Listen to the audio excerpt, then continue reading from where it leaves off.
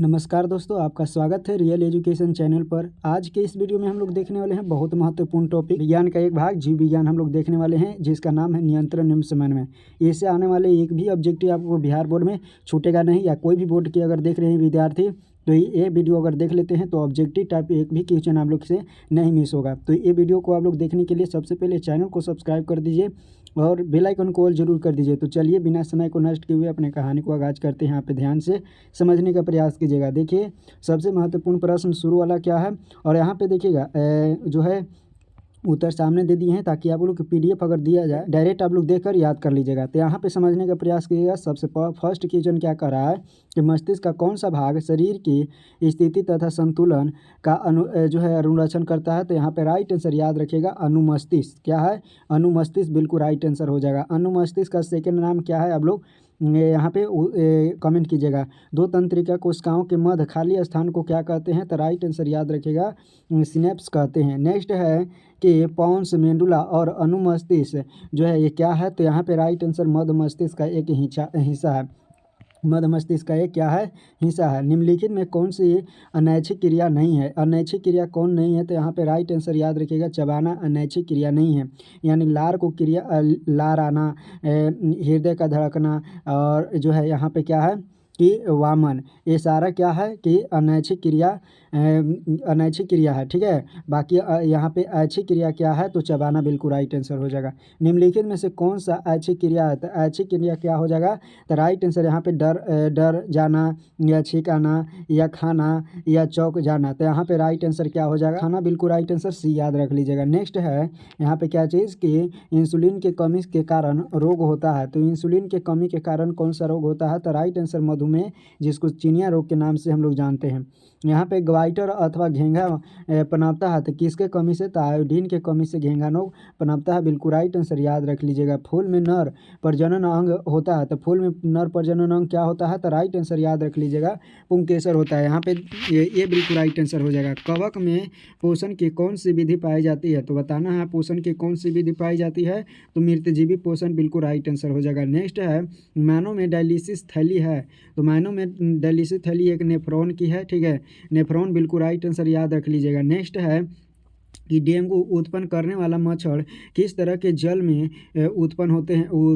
तो right answer याद रख लीजिएगा, शुद्ध जल में यह उत्पन्न होते हैं। नेक्स्ट है कि रक्त में आयरन की कमी से होने वाला एक रोग है, तो एनीमिया, बिल्कुल राइट आंसर यहाँ पे याद रख लीजिएगा, सी हो जाएगा।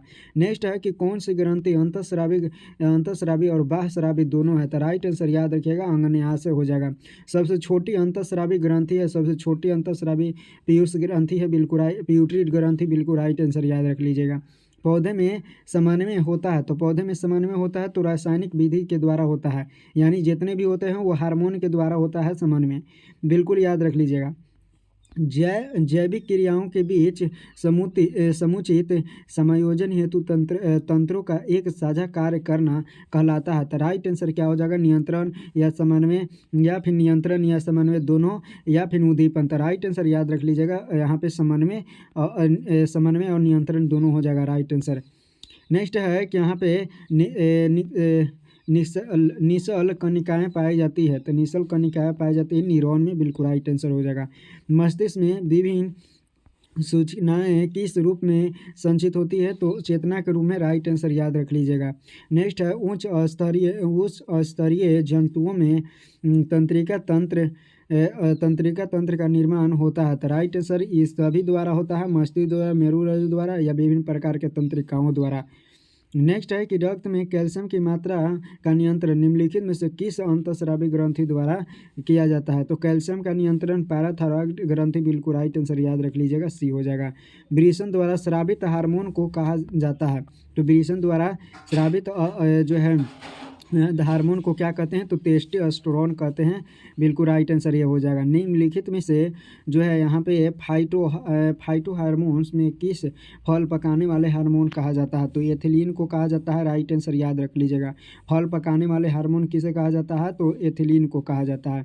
नेक्स्ट है कि न्यूरॉन के किस भाग में संवेदना की जो है विद्युत आवेश में परिवर्तन जाता है? तो राइट आंसर यहाँ पे क्या हो जाएगा? साइटोन।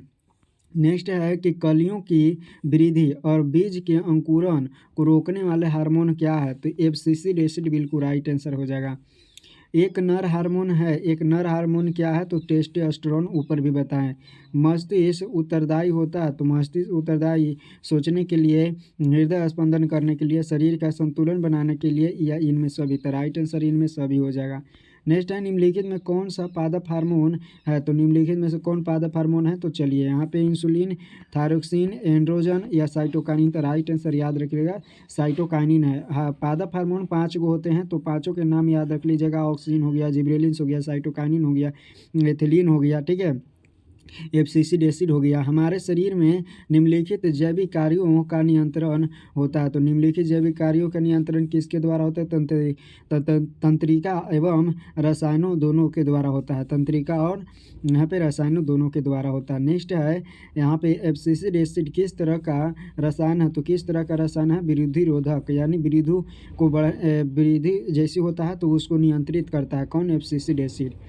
यहाँ पे बिल्कुल याद रख लीजिएगा। नेक्स्ट है यहाँ पे समझने का प्रयास कीजिएगा कि बीज रहित पौधे के उत्पन्न में ये सहायक होते हैं, तो कौन सहायक होते हैं? तो राइट आंसर याद रखिएगा ऑक्सीजन और जिबरेलिन्स दोनों बिल्कुल राइट आंसर हो जाएगा। इनमें कौन फल पकाने वाला प्रयुक्त होता है? तो याद रखिएगा एथिलीन, ठीक है।